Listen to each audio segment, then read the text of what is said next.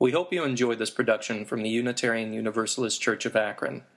If you would like more information about Unitarian Universalism or our community, please visit us at UUAkron.org.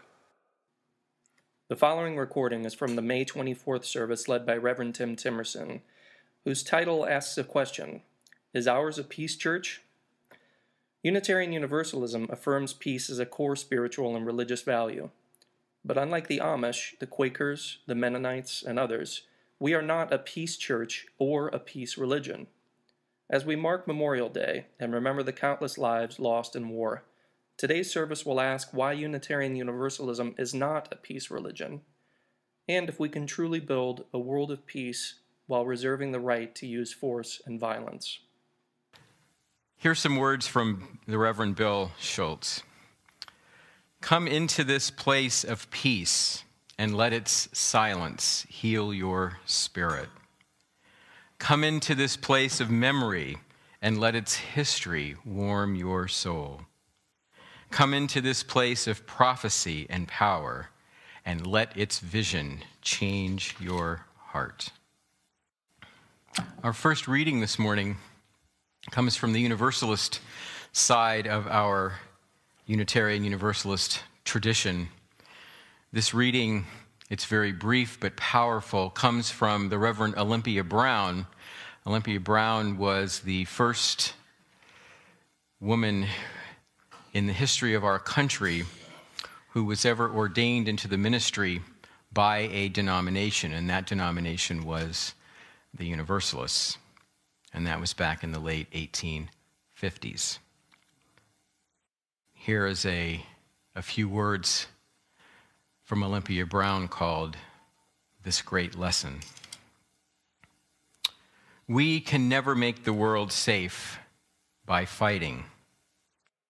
Every nation must learn that the people of all nations are children of God and must share the wealth of the world. You may say this is impracticable, far away, can never be accomplished, but it is the work we are appointed to do. Sometime, somehow, somewhere, we must ever and always teach this great lesson. Powerful words from Reverend Olympia Brown. Our second reading this morning is an excerpt from a sermon delivered by the great Unitarian minister, the Reverend John Haynes Holmes. He's coming. There he is. To his congregation on April the 1st, 1917, just a few short days before the United States declared war on Germany and entered the First World War. War is never justifiable at any time or under any circumstances.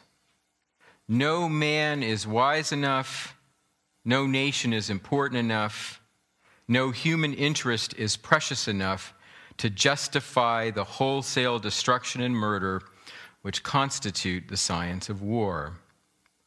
War is hate, and hate has no place within the human heart. War is death, and death has no place within the realm of life. War is hell, and hell has no more place in the human order than in the divine. This war, meaning the First World War, itself is wrong. Its prosecution will be a crime. There is not a question raised, an issue involved, a cause at stake which is worth the life of one sailor at sea or one soldier in the trenches. How shall I, a pacifist, serve my country in time of war? When hostilities begin, it is universally assumed that there is but a single service which a loyal citizen can render to the state, that of bearing arms and killing the enemy. Will you understand me if I say this I cannot and will not do? When the call comes for volunteers, I shall refuse to heed. When there is an enrollment of citizens for military purposes, I shall have to refuse to register. When a system of conscription is adopted, I shall decline to serve.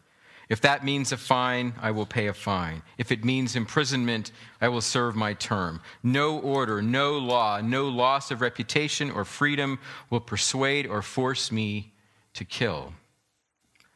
Once war is here, the churches will be called upon to enlist. So long as I am your minister, this church will answer no summons. Other pulpits may preach recruiting sermons, mine will not. Other parish houses may be turned into drill halls and rifle ranges. Ours will not. Other clergy may pray to God for victory in arms. I will not.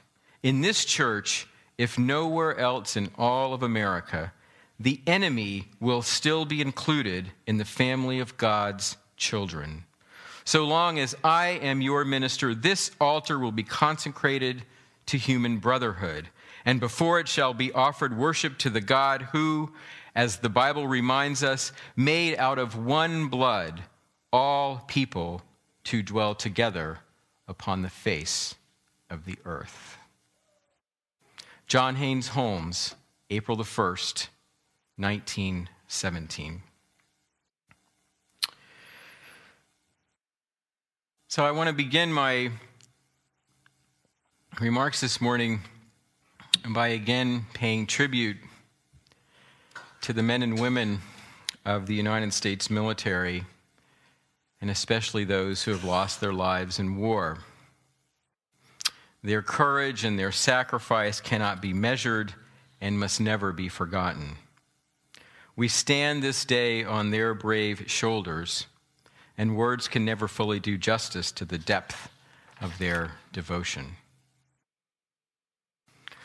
I have to say that today, this particular Sunday, is always one that touches me. And it's a Sunday that I always feel called to preach about peace. In some ways, I feel that the way Memorial Day is marked and celebrated in our country is kind of a glass half full. And what I mean by that is that taking time and taking a day to remember and honor those who have died in war is so important and so appropriate and so right. But I have to say that I feel that every time those memories are shared, that courage is honored, I can't help but feel that we as citizens, not only of this country, but of the world, are also being reminded that in our past and in our present, that we have not succeeded, that yes, we have failed to build that world of peace. What a tragedy it was and still is that we live in a world in which we have to spend so many resources, sacrifice so many precious lives, all because the human family quite simply can't get its act together. And so that's why every Memorial Day, I see it as a calling to talk about peace. How I wish today we could honor the memory of those who have died from a vantage point of peace. But sadly, just as they did, we too find ourselves living in a time of war. The previous century was, by some estimates, the deadliest in human history. And the 21st century shows few signs of becoming a whole lot more peaceful. Of course, you can find, if you look hard enough, some reason for optimism. There are some writers, and I'm particularly thinking of Steven Pinker. Any of you seen that book, The Better Angels of Our Nature, who make sort of a long historical argument that, if you look at the numbers and look at trends, that, the world is becoming more peaceful. Pinker points out things like that the growth of notions like international law and human rights and respect for non-combatants, not really sure we've got that one straight, has grown. But I have to say that I can't help but feel that in spite of any of the trend lines indicating that things are getting better, we still find ourselves living in a world, in a country in which violence still feels so much like the norm rather than the exception. A world in which far too many lives are sacrificed on the altars of greed and profit, religion and nationalism, fear and hate. A world in which war and violence are too often the first option rather than a last resort. And there's little indication in my eyes that our country, that our nation, is moving in a more peaceful direction. Think about it. The so-called war on terrorism is now the longest war in American history, and it doesn't show any signs that I can see of ending anytime soon. Military spending nearly doubled after September the 11th, and although it has started to decline slightly, current spending levels remain 50% higher than they were after the Berlin Wall fell. And then there is the violence that is taking place in our streets and in our neighborhoods. Although, again, statistics indicate that the rate of violent crime has gone down, it still remains terribly high. And as we have seen so often, including right here in Northeast Ohio in the last 24 hours, fear and mistrust between citizens and the police seems higher today than it has been in many, many years. I wish I could stand here today and offer you a 3-point plan, an easy solution, a simple way forward. I don't have it. But what I do want to say is that, in my view, part of the problem here is both the inability and the unwillingness of so many religions and religious institutions to stand up and act for peace rather than war, nonviolence rather than violence. Too often, the very voices and institutions that should be leading the way with courage and conviction against the seemingly endless cycle of violence and war are instead providing what I can only describe as moral cover and justification for that same violence and those same wars. And I want to make it clear right now that I'm not just pointing a finger at those other religions, those other religious leaders. I'm pointing that finger right at myself and right at Unitarian Universalism. While we have, for much of our history, proclaimed peace as an important religious value, more often than not, Unitarians, Universalists, and then later Unitarian Universalists have found it easier to agree to disagree among ourselves about the justness of specific wars and the morality of violence, rather than to act as a single, bold, and courageous voice for peace and justice. And that leads me back to that moment in our history, a moment when one of our most courageous leaders articulated a vision of peace that challenged not only the complacency and compromises with war and violence that ruled his time, but I think challenged the complacency and compromises that characterize our time as well. Sunday morning, April the 1st, 1917. The Reverend John Haynes Holmes. You're going to get nothing but, John Haynes Holmes is a Unitarian saint in my eyes, so you're not going to get a lot of critical reflection about him this morning. I'll just fess that up right up front. The Reverend John Haynes Holmes, minister of what was then called the Church of the Messiah, a large Unitarian congregation in New York City, steps into the pulpit he has preached from the last 10 years. Within days of that Sunday sermon, the United States will declare war on Germany and officially enter the First World War.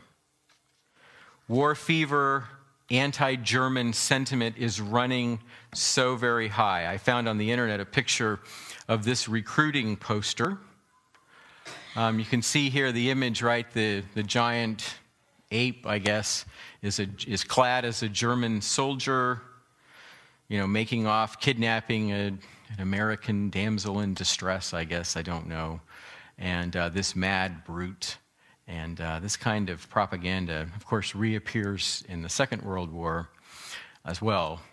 But I think that kind of imagery gives you a sense of just how strong the feeling, not only in favor of war, but against the enemy, how high that fever was running. I don't know what the public opinion data really existed at the time, but from what I understand, support among the American people had to be running somewhere in the 90% range. But on that day, John Haynes Holmes, a lifelong and committed pacifist, feels compelled by faith and conscience to offer a different vision, a vision of peace. You heard an excerpt from his sermon a few minutes ago. In it, he not only declares his opposition to the First World War, but to war in general. War, in his words, is hate, death, and hell. War is simply wrong, and the reasons given for its justification are not worth the life of one soldier. Holmes also affirms his willingness to go to jail for his convictions and his determination that the church would not be used as a tool for propaganda or violence.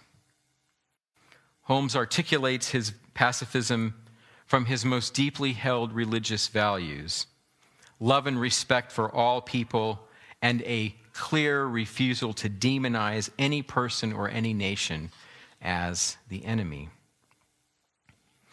Every time I read this sermon, I am so filled with awe and admiration. I've read a lot of sermons in the history of Unitarian Universalism, and I don't think it's an exaggeration to say this sermon was the most courageous sermon ever preached in the history of our faith. I haven't come across a more courageous one than that. Not only did the vast majority of the American people support entering the war, so too did almost everyone in Holmes's congregation. Many were angered and outraged by his words, and the next day an emergency meeting of the congregation's board of trustees was called. John Haynes Holmes didn't know if he would have a pulpit to preach from the following Sunday, but he said he spoke his truth anyway. And to their credit, while the church board issued a statement criticizing the sentiments expressed by their minister, they stuck by him and staunchly defended his right to share those sentiments from the pulpit. And John Haynes Holmes remained the minister of the Church of the Messiah, which in a few years after he delivered this sermon renamed itself the Community Church of New York. He remained the minister of that congregation for another 25 years. There is so much about Holmes's sermon and the vision of peace it offers that I find both inspiring and challenging. With hindsight, I think many of us would agree that in condemning the senseless waste and destruction of war, Holmes certainly got it exactly right in opposing the First World War, which took millions of lives for, I still can't understand what the reason was, and which planted the seeds of an even more devastating and destructive war 20 years later. But what about Holmes's views about war in general? Namely, that war itself is always wrong and unjust, and that the term just war is a contradiction. I have to say that until recently, I've never been able to accept the pacifist vision of a John Haynes Holmes. I could not say with certainty that war is never the answer and never justified. Like many, I have always been able to find an example of ruthless and brutal aggression that justified a violent response. War could never be entirely ruled out. And this inability to rule out war in all cases has also led me to differentiate my views from those of the historic peace churches, and that brings me to the title of today's sermon. Peace churches, which include the Amish, the Society of Friends or the Quakers, the Mennonites, and so on, oppose all wars as a matter of faith. Because Jesus taught that peacemakers are blessed, that one must turn the other cheek, that those who live by the sword will die by the sword, and that we must love rather than kill or hate our enemies, the peace churches have seen war and violence as simply being inconsistent with Christianity. In their view, one cannot be a Christian, one cannot be a follower of Jesus while taking up arms and killing the enemy. For you church historians out there, you probably know that for the first 3 centuries of Christianity, all of Christianity was a peace church. That was who the Christians were. One of the things that got them in so much trouble with the Romans was A, they wouldn't acknowledge that the emperor was a god, but B, they refused to strap on the sword because that was inconsistent with Christianity. And of course, the emperor became a Christian and everything changed. Now, while I have always admired the courage and conviction of the peace churches, and especially their unwillingness to compromise their convictions for the sake of patriotism or nationalism, I've always felt that there was something about their approach that was too distant, too removed from reality, too unrealistic to see the world as it is rather than as it ought to be. But I'm changing my mind about that. Now, with the world so drenched in violence and fear, with war and retribution remaining the norm rather than the exception, I'm not so sure if the peace churches don't have it exactly right. And I'm also beginning to wonder if we Unitarian Universalists ought to follow their lead and dedicate our lives and our faith to the ways of peace. Now, the first thing that makes me wonder if we UU should declare ourselves to be a peace church, that can be found in that sermon by John Haynes Holmes. As he so powerfully reminds us, Unitarian Universalists affirm the dignity and worth of every person, the brotherhood and sisterhood of all people, and the existential reality and existence of one human family, rather than the arbitrary divisions of humankind into good and evil, friend and enemy, saved and unsaved. Every person is important and sacred. Every person is a child of God. That is the theological and spiritual heart of Unitarian Universalism. So what's the problem? Why aren't we a peace church? Why aren't we right there alongside the Quakers and the Amish? Well, the answer, I think, lies in the fact that we UUs are also guided by another value that flows from our belief in the dignity and worth of all. And that value is individual freedom of conscience and belief. While we affirm that every person is important and deserving of love and respect, we also believe that every person should be free to believe and follow what their heart and mind and spirit demand. We Unitarian Universalists are, as I'm sure many, if not all of you know, a faith without a creed, and we celebrate different beliefs and diverse spiritual paths. That leads us to affirm the dignity of every person, including the dignity of believing and following the dictates of one's own conscience. And of course, affirming and celebrating individual freedom of conscience presents us with challenges, as it would any community. For one, it can make it so very hard for us to come to agreement about what our faith means and how best to live it. And this is certainly, I think, the case when it comes to war and violence. So rather than affirm an uncompromising view about the immorality of war and violence under any circumstances like the peace churches do, Unitarian Universalists have accepted differences of opinion within our faith about the morality of war and violence. We have accepted and celebrated those like John Haynes Holmes, who oppose war under any circumstances, and we have welcomed and celebrated those who have taken up arms to defend our nation. Our spiritual and theological tent is large enough to hold the convictions of those who reject war and those who believe that war at times is a tragic necessity. But if Unitarian Universalists are too varied in their views about war to enable us to be a peace church, I don't think that gives us an excuse to not act with extraordinary courage and conviction on behalf of peace. That's one of the reasons why I am inspired by and celebrate our denomination's recent commitment to peacemaking and creating peace. It was adopted 5 years ago at a General Assembly.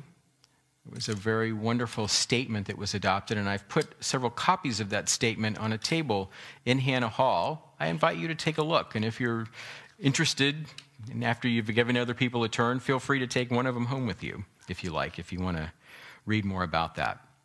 This statement commits our faith, I guess you would say, to being a peacemaking church rather than a peace church. I know that sounds kind of like I'm splitting hairs, but there is a difference, I think. And although a peacemaking church doesn't uniformly reject war in every circumstance, it sees the building and keeping of peace in our individual lives, in our families, in our congregations and communities, in our nation and in the world as a sacred calling and obligation. Peacemaking commits us, among other things, to repudiating all aggressive and preventive wars, like the war in Iraq, to working for arms control and disarmament, to finding just solutions to international, regional, and national conflicts, to promoting human dignity and human rights both in our nation and across the world, and to building a culture of peace everywhere, including in our own lives and in our congregations. I know that sounds daunting. That's the work we're called to do as Unitarian Universalists if we are really going to take this faith seriously and live up to what it is calling and challenging us to do. So how are we doing so far? I don't know. I think I'd give us maybe a C for where we're at right now. And the reason I give us such a average to, I guess, maybe mediocre grade is that while we have made some important steps for justice, I think we UUs continue to struggle with the paralysis caused by the diversity of our individual points of view. Rather than boldly coming together to speak and act with one voice as we have done on other justice issues, and I'm particularly thinking of LGBTQ rights and marriage equality, where we have been bold and courageous, when it comes to peacemaking, I think we are still too often going along quietly, affirming peace as a value, but taking little or no substantive action. Let me give you a couple of examples. I think we Unitarian Universalists continue to remain largely silent about the violence and injustice of the conflict between Israel and the Palestinians. You almost never hear the president of the UUA making a statement about that. It's controversial. We don't all agree. We also say and do far too little, I think, about the destructiveness and prevalence of weapons in our world, both in our country and internationally. There are far too many guns in our world and on our streets, and man, it is time for Unitarian Universalism, in my view, to work hard and courageously to reduce the number of weapons and guns that are taking lives across our world and in our own backyard. Those are a couple of steps, a couple of areas I think we should be working on, but there are many, many more. And there's one more thing that I think one more way we can uniquely contribute to peacemaking, and something that is important for us to continue doing. And it takes me back to the John Haynes Holmes story, a part you haven't heard.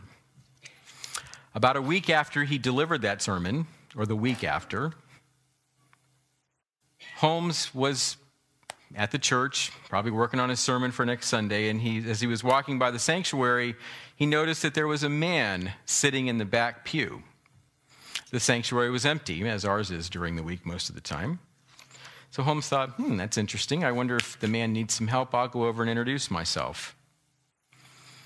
After Holmes introduced himself, at first the man seemed fearful and reluctant to speak, but after Holmes gave him reassurance, the man told him that he was a German, that he had immigrated to this country as a young man, and that he loved America with all his heart. But now, everything had changed. He no longer felt welcomed in the country he loved. His family had lost everything, their home, their livelihood, and their community. In fact, the previous Sunday, every person of German descent had been thrown out of their church. After the man finished telling Holmes his story, he pulled out of his shirt pocket a folded clipping from a newspaper. The clipping told the story of this kind of crazy Reverend Holmes and his controversial sermon in which he had said that all Germans were welcome at the Church of the Messiah, and they always would be. And that's why the man was there. And he looked up at Holmes and he simply asked, "Pastor, may I stay here?" And friends, that moment when John Haynes Holmes reached out to a human being who had been reviled and rejected because of who he was and where he come from, that was a moment of grace, reconciliation, and peace. Offering unconditional welcome and friendship to all, including and especially those who are ignored and rejected and reviled. That is what this faith is all about. Every Sunday, and you heard it a little while ago, we say to everyone present, whoever you are and wherever you have come from, the Unitarian Universalist Church of Akron welcomes you. And the question for everything we do, and including with peacemaking, for this church community and for this denomination is, do we really mean it? For if we do, and if we can put those few words into practice in everything we do, Unitarian Universalism can and will be a force for peace, for understanding, and for healing in our local communities and in the world. We can, by living our faith, build bridges across the divides of us versus them and friend versus enemy. So let this be the faith in the church that welcomes all people into the circle of love and friendship. Let this be the church and the faith that brings people together across differences and celebrates those differences as a reason to listen and to learn rather than to hate or to hurt. And let this be the church and the faith that puts love and peace in the driver's seat of human history and that points the way to a world in which every person can say with conviction and compassion from that beautiful song, "Let there be peace on earth, and let it begin with me. Let it begin with us." Blessed be. Thank you so much for coming this morning and listening to me talk a little bit about peace. So let's rise now in body or spirit. Oh, thank you. Thanks. Thank you. Thank you.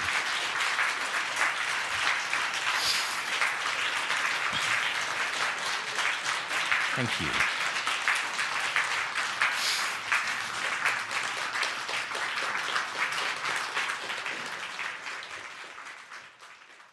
I appreciate you coming out today, and this is where it has to start. It's the churches and the mosques and the synagogues where people have got to say enough. We've got to point the world in a different direction. For our benediction this morning, I leave you with some words that are in our hymnal.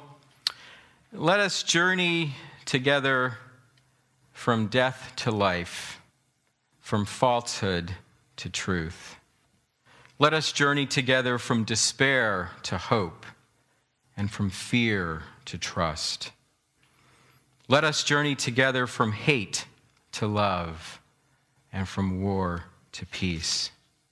And let peace fill our hearts, our world, and our universe. Friends, be well. Take very good care of yourselves, of each other, and of the world.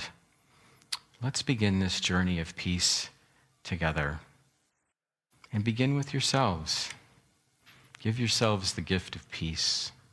Give yourselves the gift of rest. Give yourselves the gift of love. One more thing. How many of you know that there's a peace pole here at the Unitarian Universalist Church of Akron? Yes, many of you do, but some of you probably don't. It's kind of straight outside the sanctuary, right over there. A lot of people never walk by it because our main entrance is over there. I invite you to go over there and spend a moment. May peace prevail on earth, and it's written in a number of different languages. That's the sentiment. That's what we need to work for. Blessed be. We thank you again and encourage you to seek us out at UUAkron.org.